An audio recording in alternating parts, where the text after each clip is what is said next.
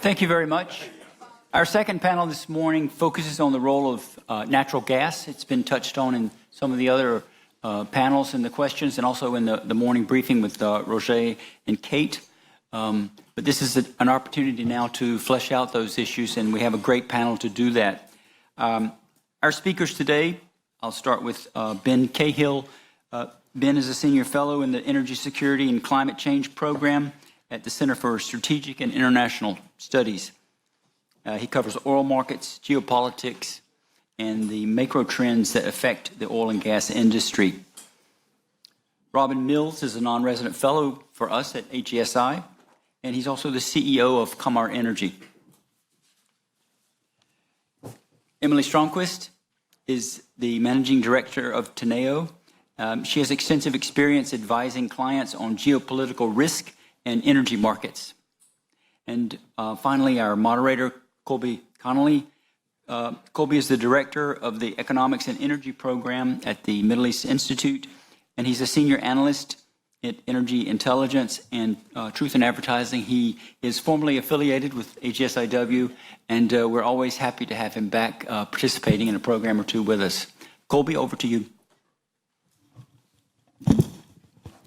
Thank you very much, and thanks everybody for being here. Thanks to AGSIW for getting us all together again. I look forward to Petro Diplomacy every year, so it's that much more special when I get to be a part of it as well. This is definitely an exciting time to be talking about natural gas, especially as it pertains to the Gulf region. Both for the role that a lot of people envision it playing in the transition, including in much of the Gulf itself. And it's particularly interesting that a lot of the major national oil companies in the region appear to be increasingly focused on growing domestic gas production, and especially interestingly are making moves to invest in gas assets outside of their home countries, which for some of the major players like Saudi Aramco and ADNOC is definitely something new. Two out of the three major NOCs in the Gulf region are now present or going to be present in the American LNG sector, those being ADNOC and Qatar Energy. Well, it seems like it will probably only be a matter of time before Aramco follows suit. And there are probably many in the industry who would view this as something of a sensible diversification strategy, especially for more of the oil-heavy NOCs whose gas export capacity is either more limited or doesn't really exist. But I'm looking forward to talking about what some of the longer-term implications of some of those moves might be, given the direction of global gas markets, what some of the pitfalls of those may be, and what the implications for the wider industry are themselves.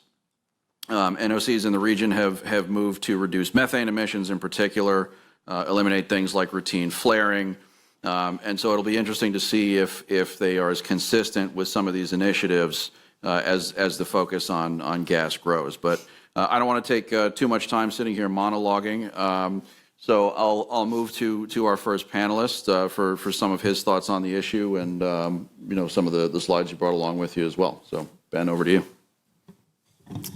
All right. Thank you, Colby. And thanks to the organizers for inviting me to be here again. I love this event. I always learn a lot. So I only have a couple slides, and they're very simple slides, so I apologize for that. But I just wanted to frame up the conversation a little bit. There is a lot going on both domestic investment in natural gas and LNG in the Gulf, and as Colby mentioned, investments abroad. But I want to start by looking back a little bit, talk about how this has developed over the last decade or so, and then, and sort of end with where we are today. And I think the key point is that, aside from Qatar, the rest of the Gulf has had troubles maintaining gas self-sufficiency. This is a simple chart. It's just production minus consumption for all the GCC states minus Bahrain, and then added Iran and Iraq in. And you can see here that some of these countries became importers of gas some time ago, like Kuwait, mostly to meet seasonal demand. And aside from this massive production story in Qatar, that has been a bit of a struggle. And I think this is really because for many reasons, most of the Gulf states just didn't pay that much attention to gas. It was definitely lower in the pecking order compared with crude oil and petroleum product developments in the refining sector. And it wasn't really a huge priority of the NOCs. There was a lot of legacy production. Most of it was associated gas. But some of the more complex and costly project developments were kind of deferred over time. If you look at how demand has developed over the years, it's important to note that gas consumption has started to slow. You can see really starting in the 2015 to 2019 period, and then in the last couple of years, a slower rate of annual gas consumption increases across the Gulf states. I mean, there are multiple reasons for this. Of course, we had the fiscal strain of the oil price crash that started in mid-2014. That definitely depressed state spending, and there's a knock-on effect on these economies. And then obviously we had the problems with COVID. But the overall trend is pretty clear, I think, for multiple reasons. But if you look at the chart at the right, this is just a quick look at sources of power generation and the role of natural gas in electricity generation state by state. And the picture varies quite a bit. It's important to note here that some of these countries like Qatar and Oman depend almost entirely for natural gas and power generation. In the UAE, this picture is changing dramatically with the start of the nuclear facilities, the Barakat facility. I think the projection is that that's going to rise to about 25% of electricity generation capacity in the UAE. So this data is from 2022. It's a little bit backward looking. 2022 is the last year. But the role of natural gas and power gen is huge. For other countries like Kuwait and Saudi Arabia, it's substantially lower. Kuwait still uses oil for more than 40% of power generation, which is a bit shocking, but true.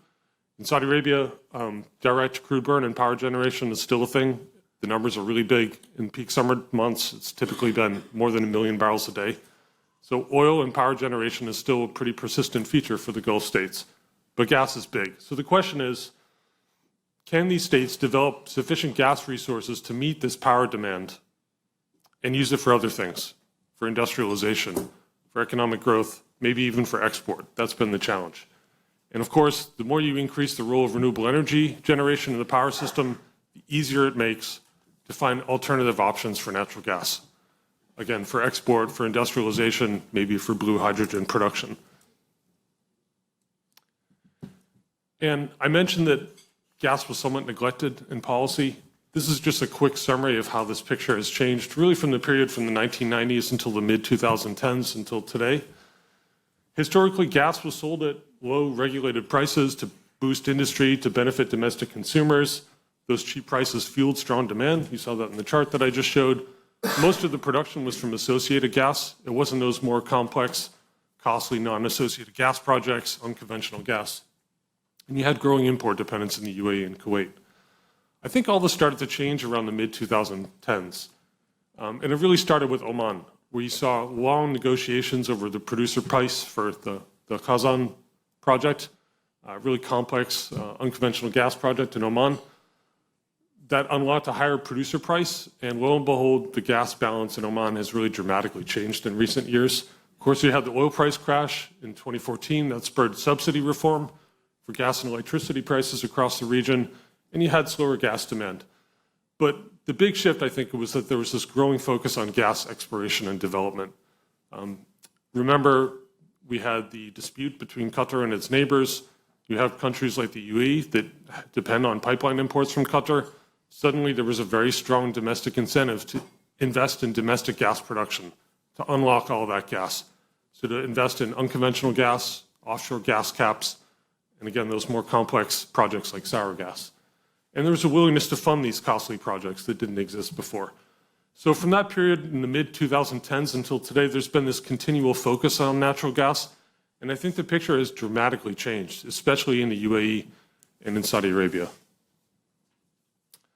On the positive side, you have a wave of new production. We all know about the mega expansion in Qatar. That's kind of a separate story from the rest of the GCC. But tight gas success in Oman with that two-phase project, a huge focus in the UAE on unconventional gas, as I've noted. Companies like Total doing onshore unconventional gas exploration, a number of offshore developments as well. And in Saudi Arabia, the Jafurah Basin unconventional gas project. Still a lot of questions about cost, timeline, ultimate scale of this, but no doubt that they see this as a big priority area and they're investing in it. The NOCs are hiring a lot of people. They're trying to build up unconventional teams. They're looking at building service sector capacity to meet this kind of drilling demand. It's a new game for the Gulf NOCs, but I think they're investing in it big time because they see a relatively bright future for natural gas. Again, slower consumption growth helps, and capital helps. Lots of money to invest in all these things. That said, there are some challenges here, right? This is kind of a new game. These are more complex projects. They're costly. Unconventional gas, sour gas, these things cost a lot of money. To some extent, they can't do it on their own, so they have to depend on partners that are really experienced. Companies like AGSIW that have experience with sour gas. They've had a really good track record in the UAE.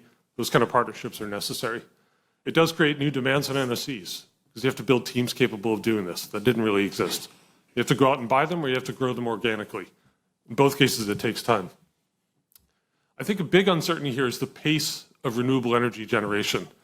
Because the faster you can increase the share of renewables, as Roger mentioned, for example, in Saudi Arabia, the more you free up gas for other sources, whether that's to meet domestic demand or maybe to spur blue hydrogen development. I think blue hydrogen is still kind of a bright prospect for the UAE and Saudi Arabia, but clearly there are a lot of unresolved questions about cost competitiveness, the economics of producing blue hydrogen, transporting hydrogen or ammonia across long distances. You know, I think the gloss has kind of come off hydrogen in recent years, as we all know. So overall, if you take a step back, gas prospects in the Gulf have really dramatically improved, mostly as a result of a big policy push.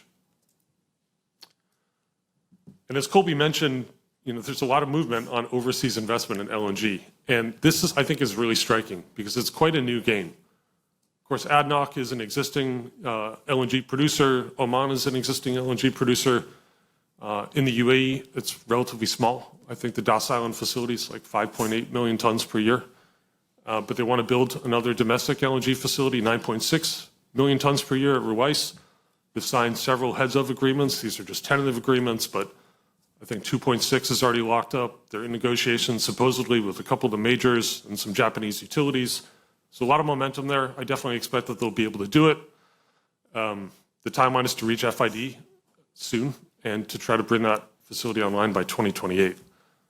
Who knows if it'll happen by then? It seems aggressive, but I think it's going to happen. And ADNOC has suddenly made big moves overseas. They've acquired a stake in Area 4 in Mozambique and in a big US LNG project, and there's more to come. And Saudi Aramco, this is fascinating, has also decided to move into LNG. And here I think there's kind of less complementarity. This is really a bolt-on business. It's a new venture for them. I think, you know, the Gulf NOCs have looked at the amount of money that has been made in trading LNG by the majors and the trading houses in recent years and decided they want a piece of it. And it's interesting to me that they didn't just decide to open a trading desk. That's pretty easy to do. You can just hire 5 traders. Suddenly you're in business, right? You can do a lot. But they've clearly decided to go overseas for those equity investments.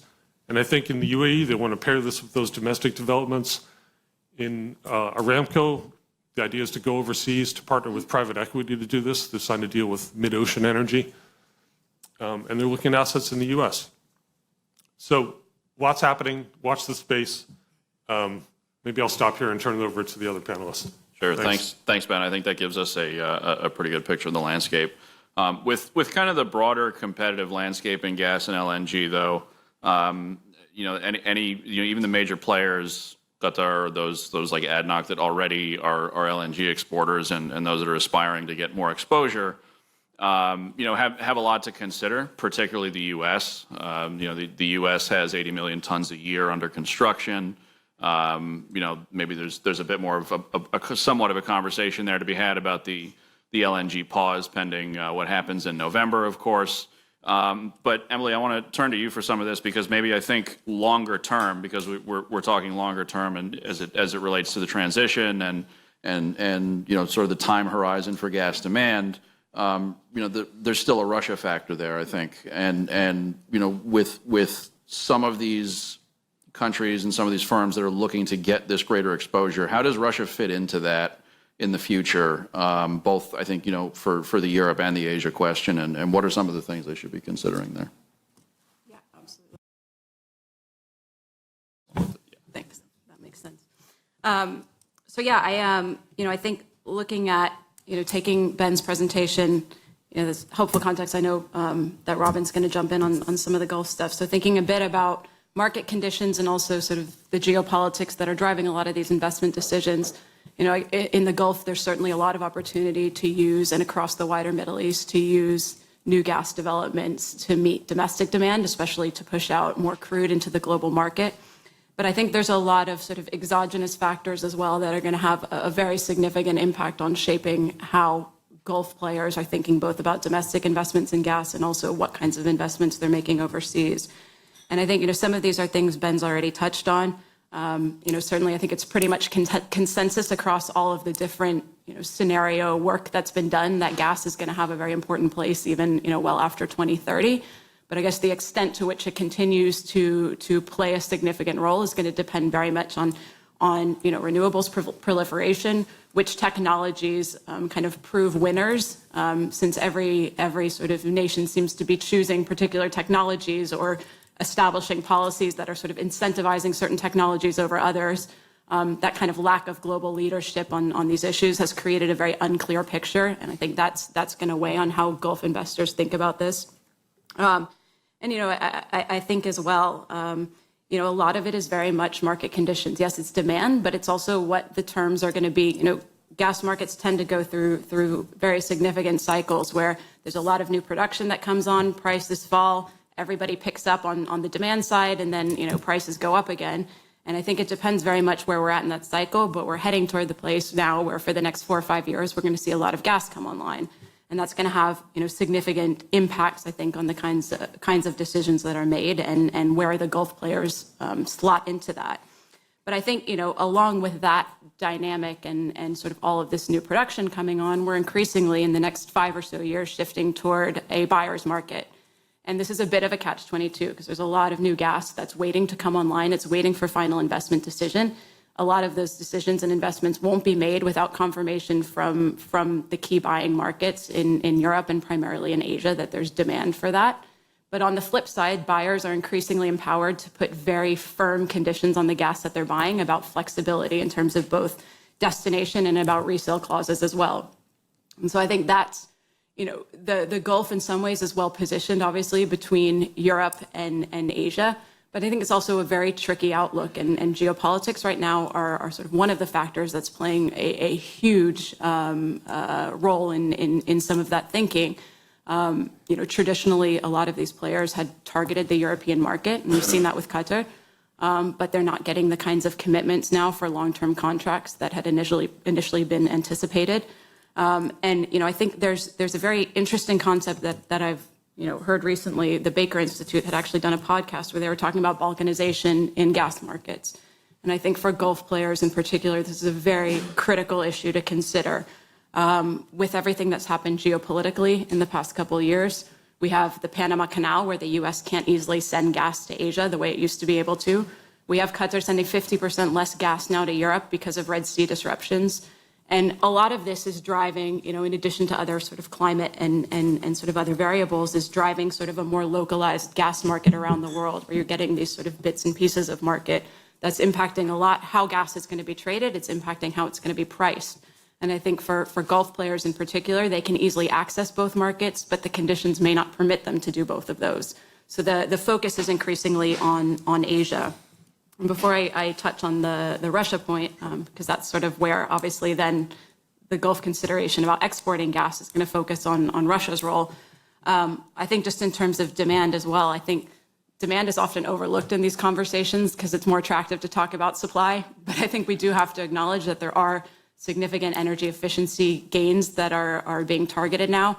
If you look at the IEA's recent estimates, they're saying that by 2030, heat pumps alone could reduce about 21 BCM. So I always talk in BCM. I know U.S. audiences have all different types of measures, but 21 BCM that could be taken offline just through use of heat pumps. Another back of the envelope estimate put every 1 million heat pumps at about 1 BCM of gas that would no longer be needed in the market.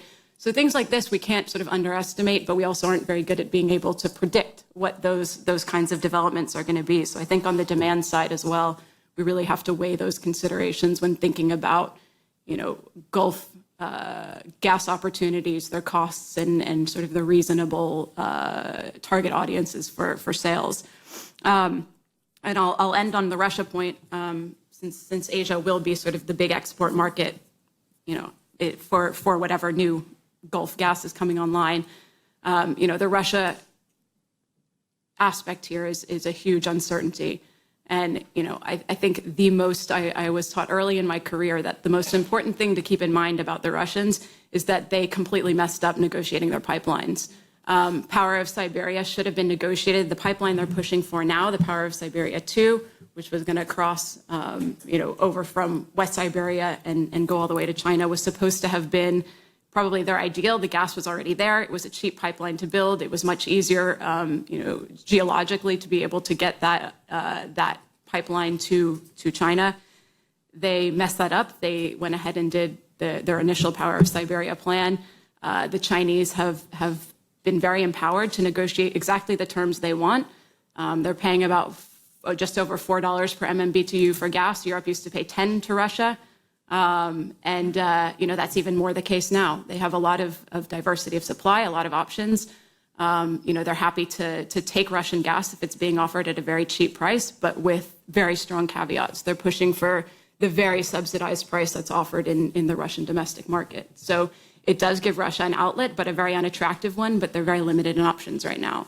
So pipeline gas, obviously very cheap, very easy to move around from Russia, but, very few options to export it now. So I guess, last point then on LNG markets. Obviously, sanctions are indeed starting to take their toll. Arctic LNG is trying to get online and trying to start exporting. But, one of the biggest issues now is shipping. They had placed a bunch of orders around the world for a number of vessels that were able to transport Arctic gas. At very best case, maybe 2 or 3 of those will get delivered now because of sanctions. Which means only a third of the Arctic LNG project in sort of a good scenario will actually get developed. With both European sanctions now touching on transshipments, as well as more directly onto Ust-Luga and Murmansk LNG projects, in addition to Arctic LNG 2, this is really going to make things very difficult for the Russians. Chinese have never proven to be, reliable partners or had the technological capability to do a lot of the maintenance on Russian LNG facilities. So there's not sort of an option really to get some of those projects up and running at the capacity that they had hoped. And as sanctions continue to expand, it's going to touch on that full range, including projects like Yamal and Sakhalin-2 that have been online for a long time. So things look pretty grim for the Russians. I don't even see how, if Donald Trump gets a deal done in a day, this picture changes. Those are some pretty significant and damning prospects for the Russians that don't change quickly, even if political events do. So, that certainly should create some additional demand for the gas from coming out of the Middle East. But, the last few caveats there are obviously, what is U.S. policy toward China? Is LNG targeted? Is that going to affect, new projects that come online in addition to sort of the pause we've seen now? And then, as well, do a lot of these sort of projects that are now in the pipeline get the final investment decision under all of these sort of extensive uncertainties that I've mentioned now. So I'll pause there and let us. Yeah, sure. Thank you. No, I think that the technical distinctions from the geopolitical outcomes are really always very important and also tend to get overlooked sometimes too. So, Robin, I think we can turn to you from this point, and maybe you can help tie some of this together for us in terms of picking up from there and what the kind of the gas outlook, really kind of does for the Gulf going forward from here, given a lot of the points we just heard from Ben and Emily. So over to you. Thank you, Colby, and thanks to my fellow panelists for setting the stage so well. So I want to begin just by thinking firstly about demand, and we had a very good introduction in the earlier conversation from Michael, Roger, and Bob about oil and gas demand in general. And, it struck me during that conversation, there's a very interesting distinction in demand between oil and gas. Oil demand, we have these forecasts, is it going to be 100 million or 120 or 80 or whatever, right? But those are kind of considered to be pretty much exogenous of what the price is. If the oil price was a little bit higher, I suppose demand would be lower. But, we don't expect that OPEC in the end has a major control over global oil demand, whatever price it ends up with. it has, of course, a big effect on the composition of who meets demand in terms of supply. If you have a higher price, you have more competing supply, obviously, but not a very greatly different demand. Gas, I think, is a very different case for a start, because I think the gas demand is likely to be much more flexible, much more responsive to price, and particularly when we think that the whole future of gas demand globally is in Asia. You know, we can talk about the US, we can talk about Europe and so on, and, you know, of course, they're important, but really the future of gas is in Asia. If you replaced a quarter of Chinese coal with gas, that would be the entire global LNG business today, right? So anything you can do incrementally, even a few percent here and there on gas demand in China and India and other big Asian countries, has an enormous effect on the global gas business, and particularly on the LNG business, because the LNG business, of course, itself is only a subset of the bigger global gas business.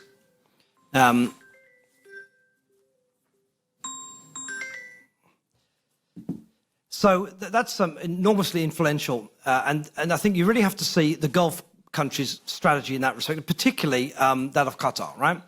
So when we talk about the Gulf and gas, we're really talking about Qatar and everybody else. The LNG business in the UAE, separately, once it expands, and the LNG business in Oman, they're second-tier players. They will each be about 10% of the expanded size of Qatar by, say, 2028, 29. Qatar is really the only game in town when you think about a global strategic gas player. So it's very much in the Qataris' interest to facilitate the growth of the global gas market, and particularly in Asia. And in that, they're competing against a number of other fuels, and they're competing particularly against coal. And coal in Asia is dirty and cheap. And are Asian countries willing to pay a premium for cleaner supply? Yes, but not a large premium. So gas can be a little bit more expensive than coal, but not dramatically more expensive. And particularly in India and Pakistan and Indonesia and countries like this, it cannot be a lot more expensive if it's going to capture market share. Otherwise, you will see a growth of the energy supply in those countries, which will basically be coal plus renewables, and gas will get left behind. So there's a real opportunity for the Qataris here, particularly, to come out with reasonably priced LNG, and that, I think, is very clearly their strategy. They just announced yet another expansion of the LNG business, Northfield East, Northfield South, and now Northfield West. And they've upgraded their reserves, so they're very confident they have more than enough gas in the North Field to supply all these projects. They just signed up another big contract with Taiwan and brought in CPC as a partner. They've, of course, signed major contracts with various Chinese entities, with the Europeans and others. So they have a huge marketing job to do for this LNG. Prices are going down. We expect, quite significant price weakness in the late 2020s as a lot of US LNG comes on the market, plus Qatar LNG, plus a few others. But the Qataris seem to be okay with that. That is in line with their strategy of growing market share, growing the market overall in the longer term, and also putting off some competitors. And some of the high-cost LNG projects, looking ahead, I think, I could really see a slump coming in 28, 29. Is this a good time to launch my high-cost LNG project somewhere else? Probably not. I will wait, and maybe it will never happen. So this is, I think, a really critical part of the Qatari strategy in particular. We also need to focus on domestic gas in the Gulf, and Ben has spoken very ably about this. A few points here. You have the power sector. You have still growth in gas in the power sector, and particularly in Saudi Arabia, where they're trying to replace oil. At some point, most of the oil will be replaced, and that kind of process will come to an end. But then you will see increasing competition from other energy sources, and particularly from renewables. And of course, in the UAE, nuclear power in the UAE is saving about a BCF a day of gas out of about a total 8 BCF of consumption. We've just heard there may be a new set of reactors in the UAE, possibly, so that could be another BCF saved in a few years' time if that goes ahead. And then solar power will continue to expand and eat away at that demand, plus energy efficiency measures, more efficient generation, more use of reverse osmosis, desalination, and other measures. So that kind of gas in the power sector will slow down. Ben has reminded us there's a lot of new supply coming from Jafurah, from unconventional gas, from sour gas in the UAE, and so on. And indeed, that is coming. And so that means there's a gas surplus for domestic gas, even once you do the export projects. And that gas surplus can go into industrial uses. So there's a huge interest in the Gulf in saying, okay, we're trying to diversify the economies. Yes, we want to do tourism and finance and all these kind of things, but where's our competitive strength?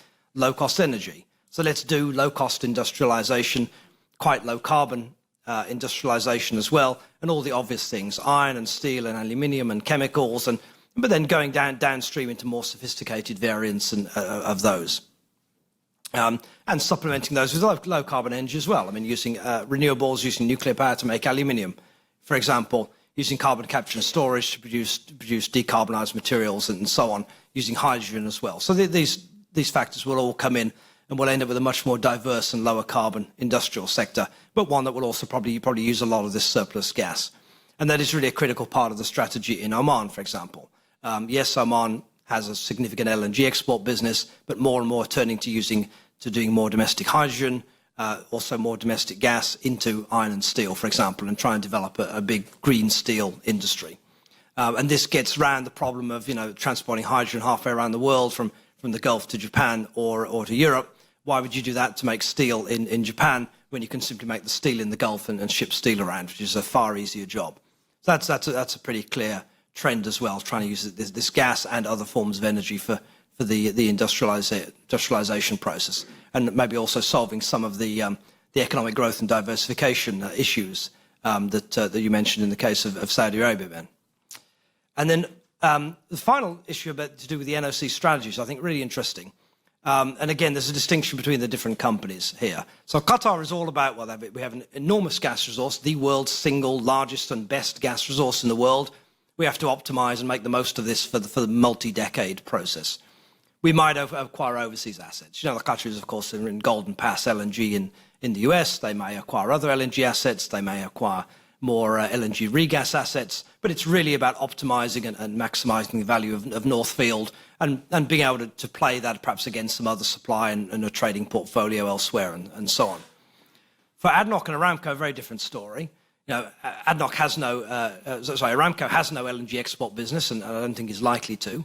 ADNOC has, as I said, a second-tier LNG export business domestically. But for them, it's about how do I compete with the BPs and the Shells and the Totals, who are major global LNG players. Well, I need more of a portfolio. For ADNOC, its domestic LNG portfolio will always be second-tier just by the nature of the size of the resource, but it's a good base to build off and then acquire international positions. And so, as Ben says, they've gone into Mozambique, they've gone into the US. No doubt we will see some other international assets picked up over the next few months and years, and trying to build something that looks a bit more like an IOC type LNG portfolio, and one that can serve different customers. And this is clearly a strategy by the people who are in the US. The Atlantic Basin, i.e. kind of US supply into Europe, and Nigeria and Algeria and a few others into Europe, is a very separate market from Pacific Basin. And it's even more separate now because of the closure of the Red Sea. That Red Sea may reopen at some point in the near future. It may not. But those markets were pretty bifurcated even before the closure of the Red Sea. So to serve your customers in Europe, yes, you may sign contracts, but you don't really want to be moving a lot of LNG from the Middle East and from the Gulf into Europe. So better to have a different source of supply that can serve your European customers, and then you serve India and China and so on, which are a much easier and more adjacent market to you from the Gulf. You serve that from your own domestic resources, and plus things like Mozambique, which is obviously a great location for serving India. So this is really the evolution, and this is where I think the strategy of Aramco and ADNOC will look rather different from those of the Qataris. And then you have the other Gulf countries, of course, where Bahrain, for example, Kuwait, where it's more about, we have local demand, we'd like to replace oil in power. In the case of Kuwait, we have some industries, we have aluminium in Bahrain, so that's really a domestic supply issue. Maybe there are some imports to supplement that, maybe there's some unconventional gas at home, but it's a different business from the internationalized business of the others. So I think I'll pause there and we can continue the conversation. Yeah, sure. Thanks, Robin. I'm glad you brought up your thoughts on the possibility of Saudi Arabia becoming an LNG exporter as well, because I kind of wanted to press that point a little bit. But with some of the more international strategies that we're seeing, and this can kind of be an open question for anyone else that wants to jump in. Ben pointed out before that it's something that after ADNOC has gone into the U.S., gone into Mozambique, talk of Aramco going into the U.S. now, that we haven't seen the last of it. I have my own thoughts about where they may go next and what the pattern that they've followed is there, but I guess that's kind of the question I wanted to put to the panel, because I think it's a particularly interesting one. I guess we'll find out in a second if I'm alone in that or not. But Where do we think that this strategy may go next in terms of kind of going out for this gas and LNG exposure? Anyone who wants to take a shot at that? Yeah, please.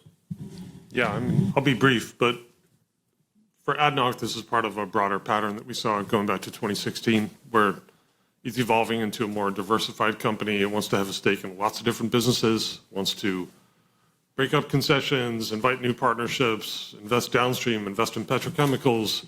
They've even done some overseas upstream investments. All this is very new for the NOC. It's not the way it's traditionally operated. And LNG is just a new business. It is a very, very different business. This is a long-term, capital-intensive sector. It involves a lot of risks and much lower returns than anything ADNOC would spend money on at home.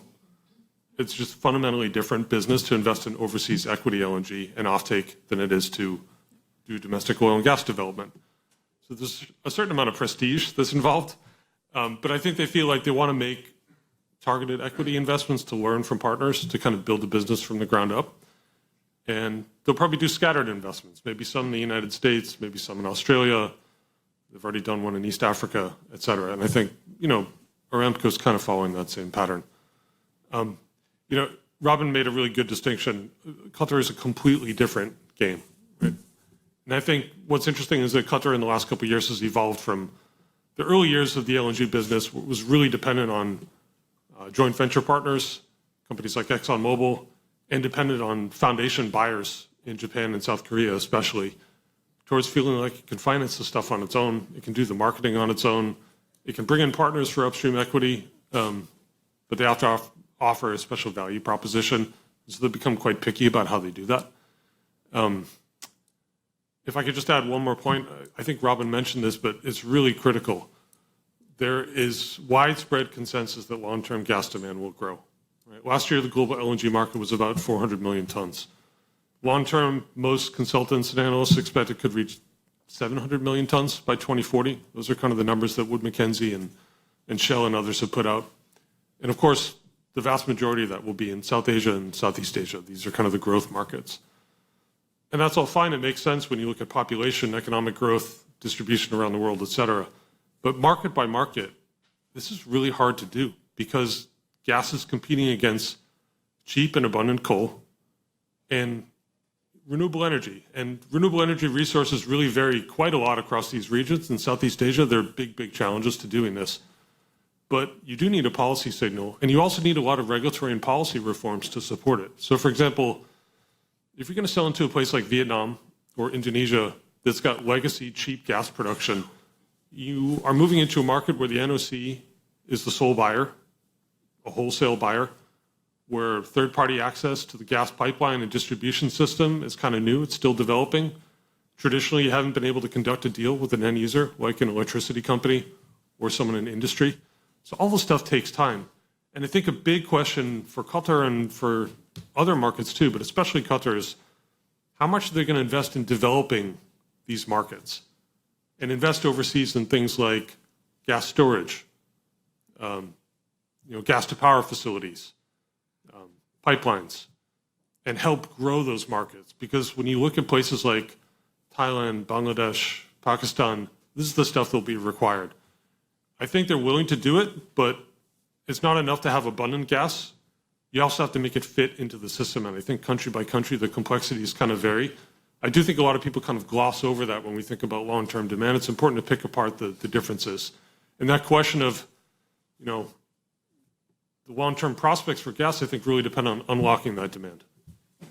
I would just chime in, I think, just because it's an election year, it's a point worth making. But, when you think about how the Gulf players can diversify their portfolio, obviously U.S. LNG is, accounting for a large amount of the growth we're seeing coming on the market.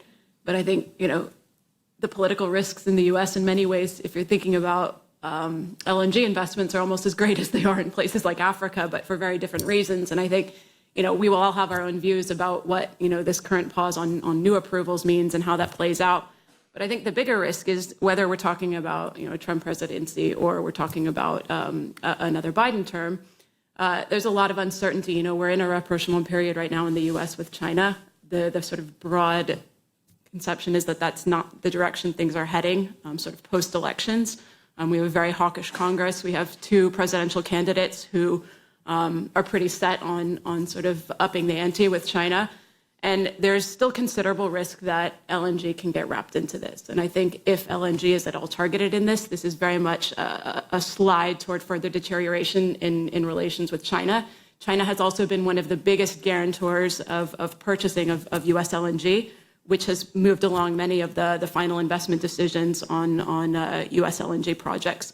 So just throwing out there that I think when you're thinking about Gulf players and how they're considering their portfolio, this is a near-term risk, but it's a very considerable one. And I think how that plays out sort of post-elections will be a very important thing to watch. My sense is a U.S. president, no matter which candidate we're talking about, would know better than to significantly touch U.S. LNG exports. I think this is a very dangerous territory to go into, but the risk is there, and I think the market is mindful of that for sure.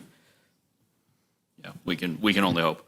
Yeah, I'd like to open up to questions. Just a quick reminder that if you do want to ask a question, go ahead and turn your name right side up here, and we'll make it around. I see we have one already, so yes, please.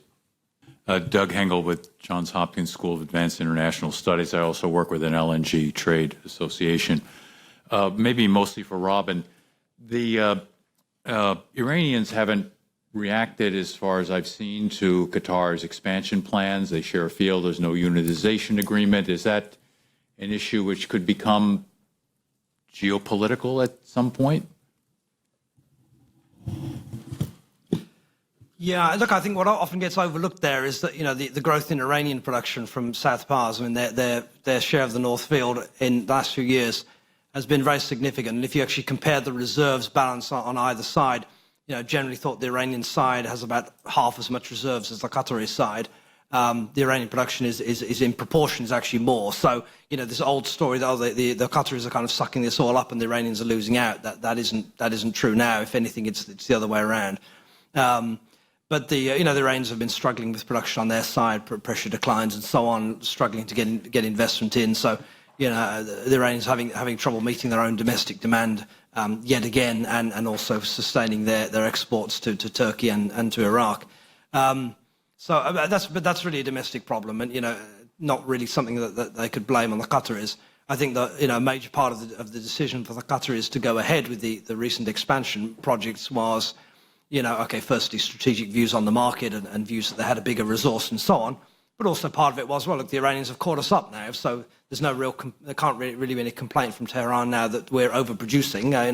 If anything, we're underproducing, and it's time for us to catch up.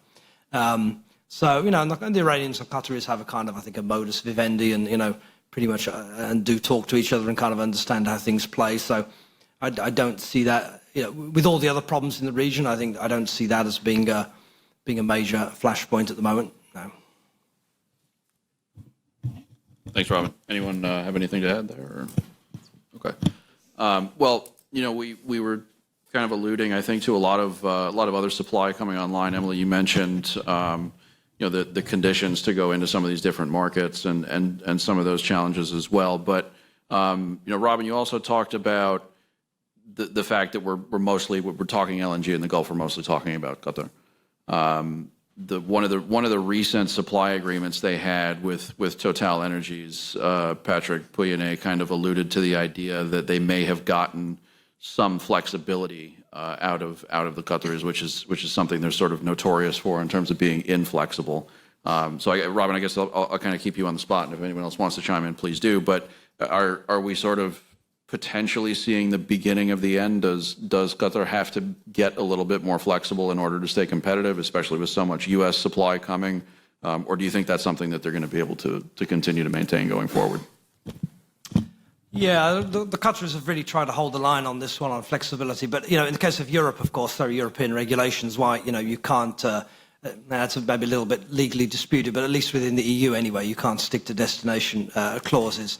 Japan has something similar, and the Qataris have not signed any new contracts with Japan for several years, and the Qataris were not very happy about this. But it's kind of, firstly, it's a legal issue. So Total, can't ultimately be held to these destination clauses, if any. But there's also, a practical one, which is, Europe's gas demand is highly uncertain, and the countries want long-term contracts. Something's got to give, right? You can't have long-term contracts into a long-term declining market, which is meant to be in net zero by 2050, if not before, and not have any flexibility.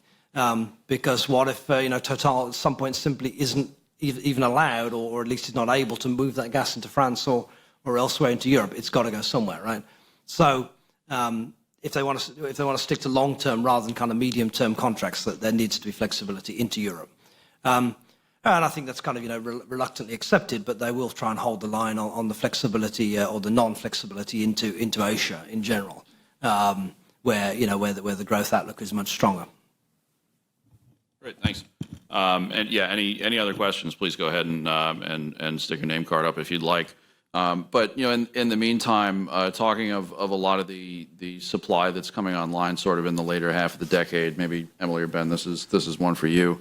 Depending on the type of price impact that has, could that be as detrimental as some think it might be, if that's ultimately a positive thing for some of the buyers in the more price-sensitive markets? Emily, I think you mentioned at one point we're kind of going into a buyer's market here. Is that something that's advantageous for some of the Gulf looking to get more of this exposure in the future?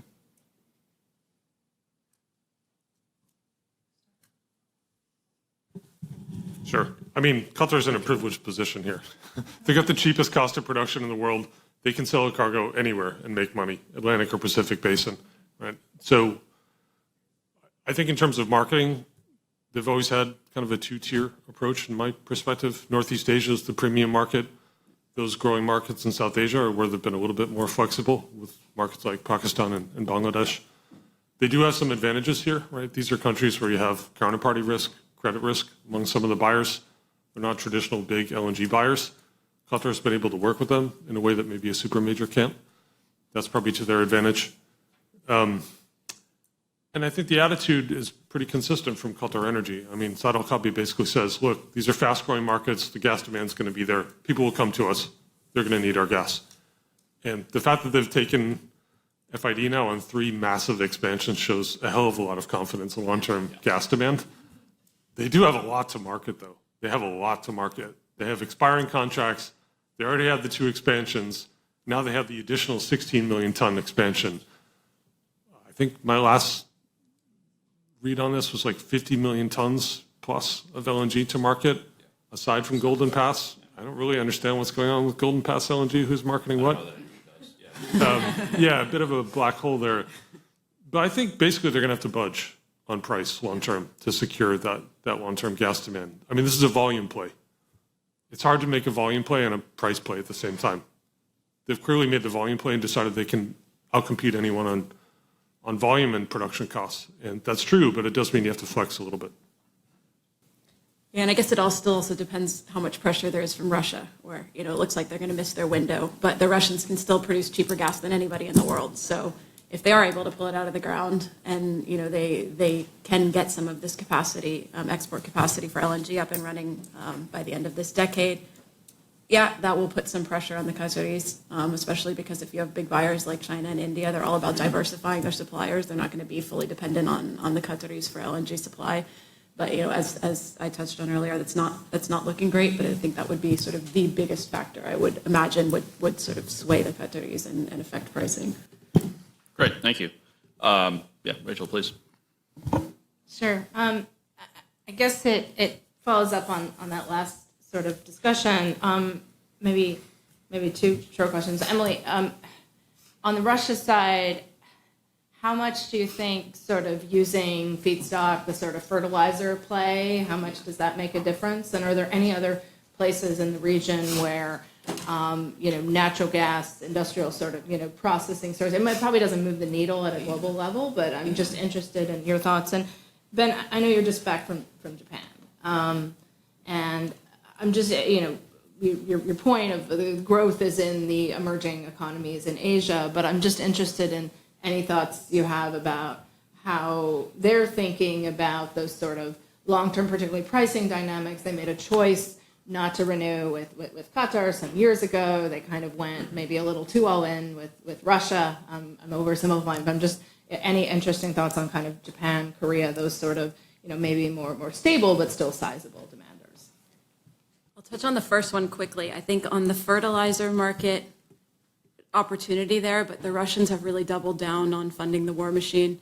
And sort of all industrial investment is now focused on that, and probably to the detriment of their sort of long-term industrial development and domestic gas demand. I think sort of beyond sort of their domestic demand market, because of this conflict, because of sanctions, Central Asia is a very attractive, China has basically subsidized Central Asian gas development. It's a cheap, easy pipeline route to China. So I think Russia has a very, the financing restrictions on Chinese banks because of the conflict has made things increasingly difficult. China has proven not to be exactly the partner Russia was hoping to be. So I think, regionally, that's even sort of less opportunity there now than there used to be because of that dynamic and the fact that, there's a lot of concern among the financial markets about, doing business with Russia broadly. So, Yeah, I was in Tokyo last week and had basically a week-long series of discussions about energy security. And I feel like the Japanese were really focused on sending the message to Washington, look, decarbonization pathways differ, perspectives on the role of gas are totally different in Asia, and we just don't have many options. So we need a bit more realism about the pace of the transition and also the role of gas over the long term. Nuclear is an issue, renewable energy, they've added a lot of solar capacity in Japan. There's not much more room to run. And so gas is going to be there for the long term, and they feel very comfortable with that. And actually, they feel like there's a need for Asian countries to kind of band together and have a stronger voice in international climate negotiations to make that clear. They feel like their perspectives are not really being heard. I would say with Japan and Korea, basically these are flat to declining long-term LNG markets. And a lot of these companies and state institutions have a long history and experience with supporting LNG projects. I mean, Japan helped build the global LNG industry. They really did. And so one of the questions is, can they use that capacity to invest overseas in Asia and help develop those markets? And I think there's going to be a lot of interest on that front in the years to come. All right. Thanks, everyone. Thanks, Rachel. Great questions. I can't quite see who that is down there, but I think there's one more name thing up just here. Yes. Yeah. Adam Semensky. Yes. Thoughts on competition between LNG and blue hydrogen? That's a fun one. Anyone want to start? Yeah. Yeah, really interesting question, Adam. And as you know, I mean, that's a particular topic for Saudi Arabia, right? And the Jafurah resource, and the thought of was initially exporting that as LNG, but now the thought is, I guess, if there's a surplus from that for over domestic use, to use it for blue hydrogen or blue ammonia. Yeah, we didn't talk much about hydrogen. I guess just start. Look, I think it's clear that at least for the kind of short, medium term, that blue hydrogen from natural gas with carbon capture and storage will be cheaper than green hydrogen from renewables. Maybe green will eventually be cheaper, but not for a significant time. So the Gulf countries, and if you talk about blue hydrogen, it's really again with the Gulf countries and the US. There's not many other kind of likely players in that, I think. And then you go back to the question of, okay, is there a market for low carbon hydrogen? Yes, there's something of a market, but is there a really large material market for it? And we talked about that a bit before. And that for me is really how committed are countries to their decarbonisation goals. If Europe, let's say, is serious about its net zero goals, it needs hydrogen in some form. There is no other kind of credible large scale technology in the next 1 to 2 decades that will replace emitting CO2 emitting technologies in iron and steel and chemicals and various other uses. So it's got to be hydrogen. And that's going to be expensive. So somebody's going to have to pay a bill, whether it's the taxpayer or the end consumer or whoever else. So that I think is a question about the whole bet on the hydrogen business in general. Then specifically, okay, would you bet for LNG versus blue hydrogen? Yeah, and again, I think that comes back to decarbonisation. If you're going from coal to LNG, you're saving half your CO2. And if you're going from LNG to hydrogen with no leaks and so on, you've saved the other half, right? So where's the biggest bang for the buck on doing that? And right now, it's probably certainly in Asia, it's the coal to gas switch. much easier and cheaper than the gas to hydrogen switch. But there will be a maybe small but growing market for hydrogen as well on top of that. Yeah, definitely. I mean, I think it's one of the more interesting things recently, and I think Kate alluded to this earlier, is that if you've in theory got the Gulf and the region as a whole as probably some of the lowest cost blue hydrogen / ammonia producers, while at the same time Amin Nasser is running around saying we can't find off-takers for blue hydrogen, then that says some interesting things about how fast that's going to develop or not develop. If there's no other questions, then I think, oh yeah, please, absolutely. Hi, Jonathan Chanis, New Tide Asset Management. Two small things. What's the status of Sakhalin? I think the Japanese are still getting cargoes from Sakhalin. Is there investment going on there? Is this resource going to wind down faster than expected? And also, what's your assumptions on European industrial production? I mean, for a while we were talking about the deindustrialization of Germany. Are these industries going to come back? Are there gas prices they can receive which would make industrialization, profitable again?